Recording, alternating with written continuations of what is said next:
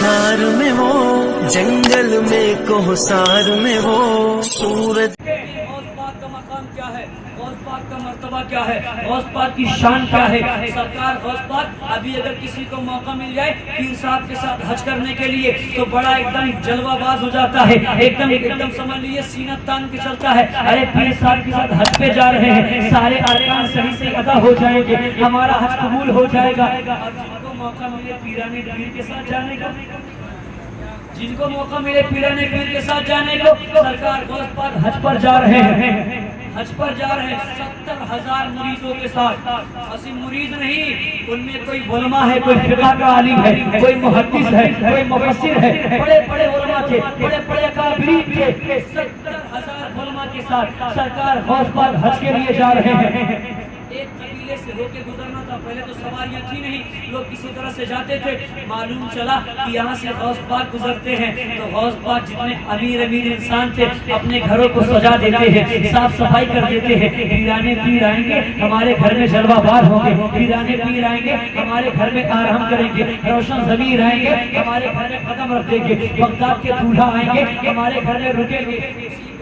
غریب تھا جس کے دل میں یہ ارادہ آیا، کاش میں بھی دولت والا ہوتا، کاش میں بھی پیسے والا ہوتا، کاش میرے پاس بھی مال ہوتا تو آج میں اپنے گھر میں غوث اعظم کی دعوت کر دیتا۔ اتنا دل میں سوچ رہا تھا کہ اچانک دروازے پر دستک آتی ہے، جب وہ دروازہ کھولتا ہے کیا دیکھتا ہے؟ پیرانے پیر کھڑے ہیں، سبحان اللہ، روشن ضمیر کھڑے ہیں، بغدادی دولہا کھڑے ہیں۔ سارے کھانے کا انتظام غوث پاک کرتے ہیں، لیکن نام کس کا ہو رہا ہے؟ لوگ گاؤں میں کہتے ہیں وہ تو غریب تھا لیکن اتنے علماء کا کھانا پکوایا ہے، اتنا انتظام کیا ہے۔ سارے امیر آتے اور نذرانہ غوث پاک کو دیتے، نذرانہ غوث پاک کو دیتے۔ جب صبح ہوئی سرکار غوث پاک جانے لگے تو بلایا اس غریب کو، کا ادھر آ، تیری 3 بیٹیاں ہیں، شادی نہیں کرے گا، شادی نہیں کرے گا، تیری 3 بیٹیاں ہیں، شادی نہیں کرے گا۔ ہو جائے تو ضرور کر دوں گا۔ جتنا نذرانہ ملا تھا غوث پاک نے اسے عطا کر دیا کہ اپنی بیٹی کی شادی کر۔ بظاہر تو کب تھے وہ لکھتا ہے کہ اتنی دولت ہو گئی میرے پاس، میں نے شادیاں تو کر دی، اس کے بعد میری نسلوں کا گزارا ہونے لگا۔ جب آپ مکہ پہنچے حج کرنے کے لیے، وہاں کے مفتی مکہ سے ملاقات ہوئی تو مفتی مکہ نے کہا، جب دیکھا سرکار غوث پاک بڑے ٹھاٹ باٹ سے بن کے آئے ہیں، ایک بات آج غوث پاک کی آپ کو بتا دوں، غوث پاک ہمیشہ بہت مہنگا لباس پہنا کرتے تھے، سبحان اللہ۔ جو وقت کا بادشاہ نہیں پہنتا تھا اس سے مہنگا کپڑا عبدالقادر جیلانی پہنا کرتے تھے۔ دیکھا لباس بڑے ٹھاٹ باٹ میں، 70,000 لوگ پیچھے ہیں، سمجھ گیا کہ مننتا تو کون ہے، مننتا تو کون ہے؟ تو سرکار غوث پاک سمجھ گئے کہ کس خطے کا آدمی ہے۔ کبھی کبھی علم انسان کو تکبر میں لا دیتا ہے، کب لاتا ہے؟ جب اس کو علم ملتا ہے لیکن علم کا فیضان نہیں ملتا۔ غوث پاک سمجھ گئے کہ اس کا مسئلہ کیا ہے۔ تو غوث پاک نے کہا کہ میں عبدالقادر جیلانی، کیا کہا؟ فرمایا آپ عالم معلوم چلتے ہو؟ تو غوث پاک فرماتے الحمدللہ میں عالم ہوں۔ کیا فرمایا؟ الحمدللہ میں عالم ہوں۔ اس نے کہا چلو بیٹھ کر تھوڑی سی بحث و مباحثہ ہو جائے۔ سرکار غوث پاک نے فرمایا میں یہاں بحث و مباحثہ کرنے نہیں، خانہ کعبہ کا طواف کرنے آیا ہوں، بحث کرنے نہیں آیا۔ تو کہا نہیں تھوڑی دیر ہو جائے۔ تو غوث پاک نے کہا کہ کبھی کبھی سوال کا جواب دے کر کے مقابلہ جیتا جاتا ہے اور کبھی سوال پہ سوال کر کے جیتا جاتا ہے۔ تجھ سے تو میں بحث کر لوں گا، جتنا چاہا اتنا کر لوں گا، صرف میرے ایک سوال کا جواب دے دے۔ مفتی مکہ ارشاد فرماتے ہیں پوچھئے کیا آپ کا سوال ہے؟ غوث پاک فرماتے ہیں نبی علیہ السلام کو جو آخری غسل دیا گیا اس کا پانی کہاں گیا؟ سبحان اللہ۔ کیا سوال کیا؟ نبی علیہ السلام کو جو آخری غسل دیا گیا اس کا پانی کہاں گیا؟ تو مفتی مکہ حیران ہو گئے، سمجھ گئے کہ سوال ایسا ہے تو بہت بڑا عالم ہوگا، کوئی چھوٹا موٹا عالم نہیں۔ ترنت مفتی مکہ نے کہا کہ ٹھیک مجھے نہیں معلوم، 1 رات کا مجھے ٹائم دے۔ کیا کہا؟ 1 رات کا مجھے ٹائم دے۔ سرکار غوث پاک نے کہا ٹھیک 1 رات کا ٹائم لے لو۔ سرکار مفتی مکہ گئے، کتابوں کو پلٹ رہے ہیں، پنوں کو پلٹ رہے ہیں، ہر چیز پلٹ رہے ہیں۔ یہاں پر ایک آپ کو ذہن دے دوں، اگر کچھ بات کتاب میں نہ ملے تو یہ مت سوچنا کہ یہ کام جائز نہیں ہے۔ کچھ چیزیں کتابوں میں نہیں ملتی ہے، لوح محفوظ میں لکھا ہوا کرتی ہے۔ اہل نظر، اہل مشاہدہ جو ہوتے ہیں وہ نظروں سے دیکھتے ہیں، وہ اپنی نظروں سے دیدار کرتے ہیں، کتابوں کو پڑھتے ہیں، جواب نہیں ملتا۔ کا وقت قریب آنے والا تھا، آدھی پہر گزر گئی، مفتی مکہ سوتے ہیں اور سونے سے پہلے درود پڑھ کے دعا کرتے ہیں، یا رسول اللہ آج میری عزت خطرے میں ہے، مدد فرما دیجیے۔ کیا کہا؟ یا رسول اللہ میری عزت خطرے میں ہے، مدد فرما دیجیے۔ جیسے سوئے خواب میں مدینے والے تشریف لاتے ہیں، سبحان اللہ، مدینے والے تشریف لاتے ہیں۔ مفتی مکہ لکھتے ہیں کہ میں نے کیا دیکھا کہ صرف مدینے والے اکیلے نہیں آئے ہیں، ان کے پیچھے میں ایک بندہ اور کھڑا ہے، اس کا چہرہ نہیں دکھائی دیتا کیونکہ ابھی ہائی لوزن ہے، یہاں سے آپ دیکھو گے تو اس کے 1 میٹر کی پائپ نہیں دکھے گی، اس کے نیچے پائپ دکھے گی، تو جہاں جلوہ مصطفیٰ کا ہو وہاں جلوہ کسی کا نہیں چلتا ہے، جہاں رخ بددعا ہو وہاں کسی کا جلوہ نظر نہیں آتا ہے۔ مفتی مکہ لکھتے ہیں نبی کے جلووں میں گم ہو گیا، میں نے کہا یا رسول اللہ آج مجھ سے کسی نے ایک سوال کر لیا ہے، یا رسول اللہ میری عزت خطرے میں ہے، میں نے کتابوں کا مطالعہ کر لیا، کتابوں کے اوراق پلٹ ڈالے ہیں، سوال کا جواب نہیں ملتا، یا رسول اللہ رہبری فرما دیجئے، یا رسول اللہ اللہ فرما دیجئے، یا رسول اللہ نصر عنایت فرما دیجئے۔ آقا پوچھتے ہیں سوال کیا تھا؟ مفتی مکہ کہتے ہیں یا رسول اللہ آنے والے نے سوال کیا ہے جو پیغمبر اعظم کو آخری غسل دیا گیا ہے اس کا پانی کہاں گیا ہے؟ یا رسول اللہ آپ سے بہتر کوئی نہیں جانتا، آپ سے بہتر کوئی نہیں جانتا۔ رسول پاک فرماتے ہیں اس کا جواب میں نہیں میرا بیٹا دے گا، اس کا جواب میں نہیں میرا بیٹا دے گا۔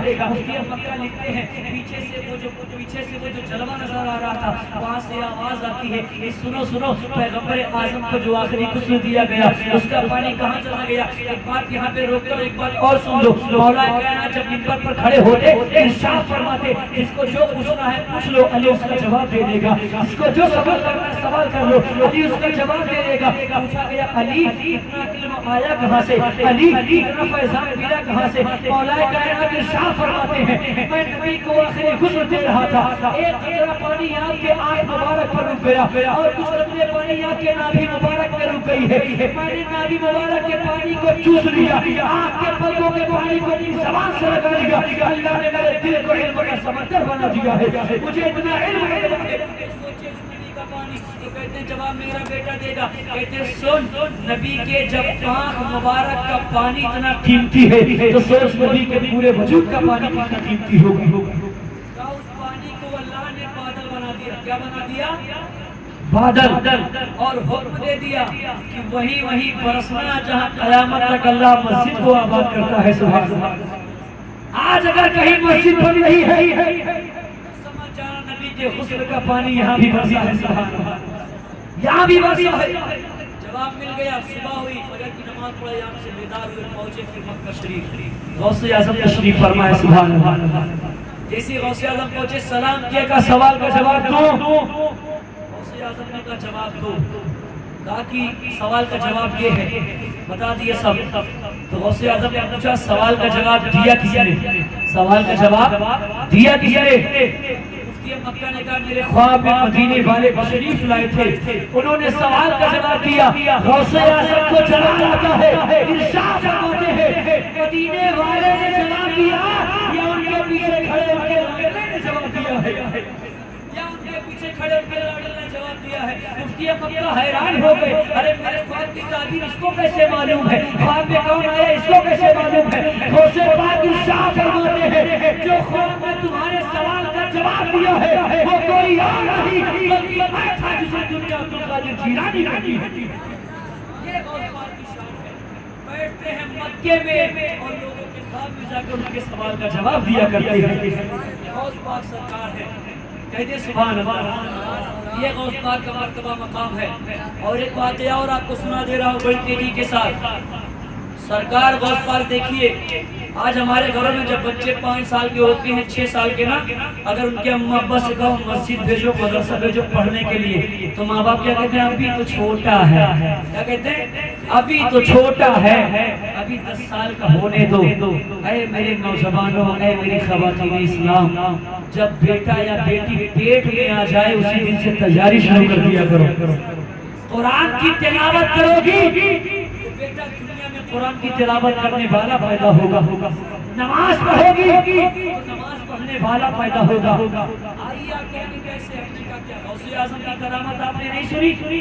جب آپ کے امی نے آپ کو مدرسہ بھیجا، استاد نے کہا پڑھو بیٹا اعوذ باللہ من الشیطان الرجیم بسم اللہ الرحمن الرحیم. استاد نے کہا، غوث اعظم نے کہا الحمدللہ رب العالمین الرحمن الرحیم مالک یوم الدین الف لام سیقول تلک الرسول لن تنالوا والمحسنات لا يحبونها وإذا سمعوا ولو أننا قال الذين وعدوا يعتذرون وما من دابة. 13 سے زیادہ 70 پارے جب غوث اعظم پڑھتے ہیں استاد حیران ہو جاتا ہے، ارشاد فرماتا ہے اے بیٹا جہاں سے 17 پارہ یاد کیے ہو 13 وہی سے اور یاد کر لو. کیا کہا؟ جہاں سے 17 یاد کیے ہو 13 وہی سے اور یاد کر لو اسی مدرسے میں. غوث اعظم مسکراتے ہیں، کہتے ہیں استاد جی میں کسی مدرسے میں نہیں گیا، میں کسی مکتب میں نہیں گیا. کہا تو بیٹا یاد کہاں سے کیا؟ غوث اعظم فرماتے ہیں اگر میری ماں جھاڑو لگاتی تھی تو قرآن کی تلاوت کیا کرتی تھی، اگر میری ماں آٹا گوندھا کرتی تھی قرآن کی تلاوت کیا کرتی تھی، اگر میری ماں روٹی پکاتی قرآن کی تلاوت کرتی، میری ماں قرآن پڑھتی ہے تو قرآن کو یاد کرتا چلا جاتا. میں نے 17 پارے اپنے ماں کے پیٹ سے یاد کر کے آیا. جب بھی بیٹا پیٹ میں آ جائے تو یہ بات آپ نے سن لی. سرکار غوث پاک جب آپ مدرسہ جانے کی تعلیم حاصل کرنے کے اپنی امی سے کہا تو میں نے کہا ٹھیک ہے بیٹا جاؤ. مائیں ایسی ہوتی ہے تعلیم کے لیے منع نہیں کرتی، جاؤ، کیونکہ رسول کا فرمان ہے علم سیکھنے کے لیے چین بھی جانا پڑے تو جاؤ، سفر کرو. 80 اشرفیاں تھی، 40 اپنے لیے رکھ لی اور 40 ان کے حق میں دے دی. بیٹا عبدالقادر تمہارے باپ کی کمائی 40 دے دی ان کو، صدری میں سل دیا اور کہا بیٹا جاؤ. جیسے غوث اعظم قدم بڑھے گا عبدالقادر رکو، میرے ہاتھ پہ ہاتھ رکھو. کہا کیا بات ہے امی؟ کہا کبھی بھی کوئی بھی سچویشن آ جائے، کوئی بھی مشکل آ جائے بیٹا جھوٹ نہیں بولنا. کیا کہا؟ بیٹا کبھی جھوٹ نہیں بولنا. اور غوث اعظم کی ایک چیز اور بتا دوں، جو اکڑ کے آتا ہے غوث اعظم اسے مروڑ دیتے ہیں. جو اکڑ کے آتا ہے غوث اعظم اسے مروڑ دیتے ہیں، لیکن جب کوئی بھٹکا ہوا آتا ہے تو غوث اعظم ولی بنا دیا کرتے ہیں. غوث اعظم کسی کو جھجکوڑتے نہیں. کہا بیٹا کوئی بھی مشکل ہے جھوٹ نہیں بولنا. سفر کرنے لگے غوث اعظم، ڈاکوؤں کا حملہ ہو گیا. آپ نے مولانا سے سنا ہوگا یہ سب باتیں. کلمہ پڑھے اس کے بعد ولی ہو گئے. اندر کی بات آج بتاتا ہوں میں آپ کو، عقیدے کی بات جو خانقاہوں سے ملتا ہے. سنیں، کہا جھوٹ نہیں بولنا. غوث اعظم گئے، ڈاکوؤں نے حملہ کر دیا، سب کے مال لوٹ لیے. یہ بتاؤ اسلام کیا کہتا ہے؟ کہیں ظلم ہو رہا ہو تو ظلم کے خلاف آواز اٹھاؤ. کیا؟ ظلم کے خلاف آواز اٹھاؤ. میں نے عالم تصوف میں سوال کیا ہے شیخ عبدالقادر جیلانی بیچاروں کو لوٹا جا رہا تھا، ان کو مارا جا رہا تھا، ان کے مال کو چھینا جا رہا تھا، آپ کو مادر ذات ولی ہے، خاموشی سے کیوں بیٹھے رہے؟ عام انسان کا حکم ہے اگر ظلم ہو رہا ہو تو ظلم کے خلاف آواز اٹھائیے. آپ تو سلطان الاولیاء ہیں، آپ تو ولیوں کے تاجدار ہیں، آپ تو ولیوں کے ولی ہیں، آپ تو پیران پیر ہیں، آپ تو روشن ضمیر ہیں، آپ تو دستگیری فرماتے ہیں. اے عبدالقادر جیلانی آپ کیوں خاموش تھے؟ اس فلان کی دنیا میں آواز آتی ہے. اگر میں اپنی کرامت دکھا کے چوروں کو بھگا دیتا تو پھر چوروں کو اللہ کا ولی کون بناتا؟ اگر میں کرامت دکھا کے بھگا دیتا تو ان کو اللہ کا ولی کون بناتا؟ جب مال لوٹ لیے غوث اعظم کے پاس ایک چور آیا، کچھ ہے؟ کہاں 40 اشرفیہ ہے. اس نے سوچا بچہ ہے مذاق کر رہا، چلا گیا. دوسرا آیا، کچھ ہے؟ 40 اشرفیہ ہیں. تیسرا آیا، کچھ ہے؟ چوتھا، پانچواں. جب سارے لوٹ لیے تو ڈاکو کا سردار بولا سب کا ہو گیا. ایک نے کہا ایک بچہ ہے، کہتا ہے 40 اشرفیہ ہیں. ڈاکو پریشان، سردار اس کا ایک دم پریشان. پہنچا غوث اعظم کی بارگاہ میں، کہا بیٹا تمہارے پاس کیا ہے؟ سرکار غوث پاک فرماتے ہیں 40 اشرفیہ میرے پاس ہے. تو کہا کہاں پر ہے؟ کاملی نے صدری میں سل رکھی ہے. صدری چاک کی گئی تو 40 اشرفیہ نکلی. تو ڈاکو کے سردار نے کہا بیٹا اگر تو چاہتا تو جھوٹ بول دیتا، بچا کے لے جاتا. کیا کہا؟ اگر تو جھوٹ بول دیتا تو بچا کے لے جاتا، تو نے سچ کیوں بتا دیا؟ تو غوث اعظم فرماتے ہیں جب میں اپنے گھر سے نکلا تو میری امی نے وعدہ لے لیا، اے عبدالقادر جیلانی کتنی بھی بڑی مشکل آ جائے کبھی جھوٹ نہیں بولنا. میں نے اپنی ماں سے وعدہ کیا ہے کہ میں جھوٹ نہیں بولوں گا. اتنی بات کہی ڈاکو کے دل کی کلی بدل گئی. ڈاکو کا سردار کہا تم ایک ماں سے وعدہ کر کے آئے ہو, تم مال کے لیے جھوٹ نہیں بولا. میں اس اللہ جس نے ہم لوگوں کو پیدا کیا ہے, دن میں کتنی چوریاں کرتا ہوں, دن میں کتنے مال لوٹتا ہوں, اگر وہ رب پوچھ لے گا تو میں اس سے کیسے جھوٹ بولوں گا, میں اس سے کیسے نظریں ملاؤں گا. لہذا غوث اعظم کے ہاتھوں پر ہاتھ رکھ کے کلمہ طیبہ پڑھتے ہیں. صرف کلمہ نہیں پڑھتے, غوث اعظم جتنے تھے سب کو اللہ کا ولی بنا دیا کرتے تھے. اگر ہمارے معاشرے میں صرف ایک زہر ختم ہو جائے جھوٹ کا, صرف جھوٹ کا, انسان وعدہ کر لے میں آج سے جھوٹ نہیں بولوں گا, قسم خدا کی سارے گناہ ختم ہو جائیں, سارے گناہ. ایک شخص تھا اللہ کے رسول کی بارگاہ میں پہنچا, کہا یا رسول اللہ مجھے اسلام میں داخل کر لیں. تو سرکار نے کہا ٹھیک ہے ایک وعدہ کرو. کہا کیا؟ کبھی جھوٹ نہیں بولنا. کیا کہا؟ کبھی جھوٹ نہیں بولنا. لیکن اس سے پہلے اس نے 3 شرطیں بتائی. کہا یا رسول اللہ میں شراب بھی پیتا ہوں اور میں کوٹھے پہ جاتا ہوں.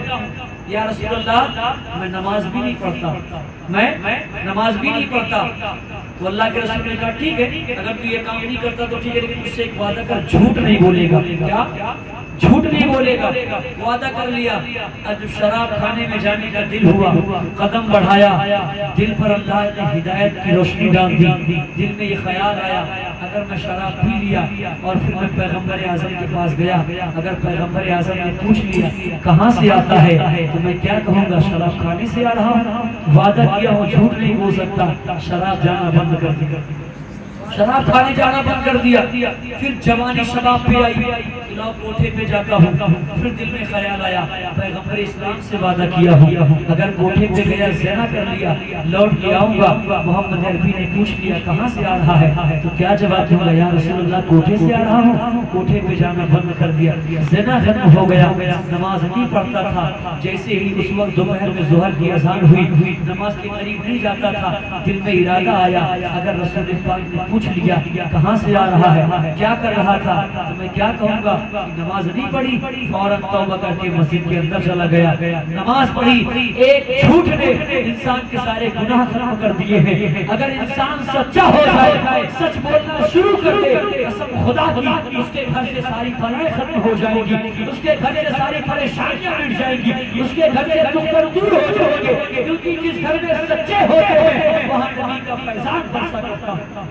اس لیے ہم سب سے بڑے دور ہیں, سے بڑی بات ہم سب سے بڑے دور ہیں. اگر ہم سچ پر عمل کرنا شروع کر دیں تو انشاءاللہ میں یہاں بھی کامیاب ہو جاؤں گا اور وہاں بھی کامیاب ہو جاؤں گا. ایک آخری بات بتا کے بات کو ختم کرتا ہوں.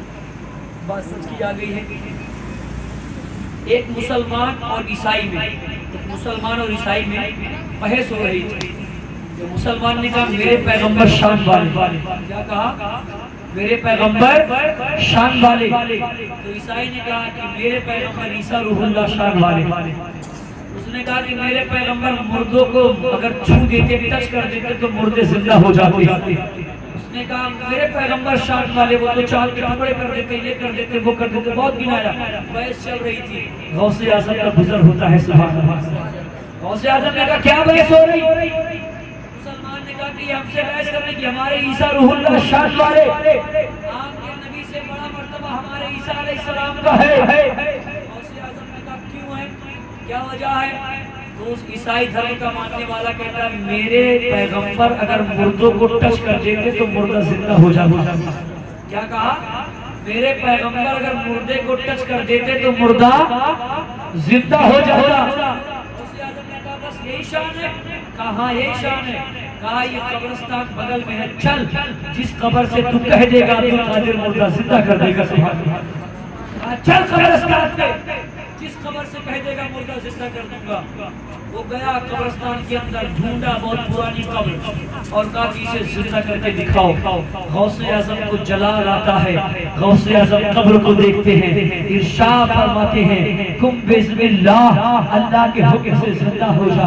کم بسم اللہ, اللہ کے حکم سے زندہ ہو جا. قبر نہیں پھٹتی ہے, مردہ نہیں نکلتا ہے. پھر کہتے ہیں کم بسم اللہ, اللہ کے حکم سے زندہ ہو جا. قبر نہیں پھٹتی ہے. غوث اعظم کو جلال آتا ہے, اپنے قدموں سے ٹھوکر مارتے ہیں, کہتے ہیں کم بسم اللہ, اللہ نے پڑھنے کے خالق کے نام سے زندہ ہو جا. اور قبر کو چیر کے مردہ باہر آ جاتا. आज़म फरमाते तेरे ईसा अलैहि सलाम मुर्दा जिंदा करते थे। उसने कहा अरे जब नबी के उम्मती की ये शान है तो नबियों के ताजदार की शान का आलम क्या होगा। लिहाजा मुझे भी कलमा पढ़ाकर उसी दीन में दाखिल कर लो जिस दीन का मालिक मोहम्मद रसूलुल्लाह। ये गौसे आज़म है, ये उनकी शान है, ये उनका मर्तबा है, ये गौसे आज़म की। और एक चीज और बता दूं, लोग बहुत ज्यादा मौलवी मौलाना चक्कर में रहते हैं और शिकायतें भी इस गांव में और कुछ लोगों में पाई गई है। बहुत मौलवी मौलाना चक्कर में, ताबीज के चक्कर में, दुआ ताबीज के चक्कर में। कसम खुदा की कहता हूँ, अगर जिसके घर से कुछ अगर जाती ना हो परेशानी, औलाद ना होती हो, गरीबी ना जाती हो, तो गौसे आज़म की एक नियाज होती है तोशे शरीफ की।